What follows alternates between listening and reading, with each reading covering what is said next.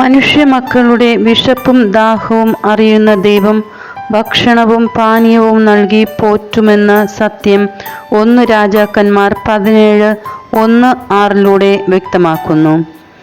ദൈവത്തിൻ്റെ വചനം പ്രഘോഷിക്കുവാൻ രാജ്യത്തിൻ്റെ പല ഭാഗങ്ങളിൽ അയക്കപ്പെടുന്ന പ്രവാചകന്മാർ അവരുടെ കൂടെ ദൈവം ഉണ്ടെന്നുള്ള വിശ്വാസത്തോടെ സഞ്ചരിക്കുന്നു.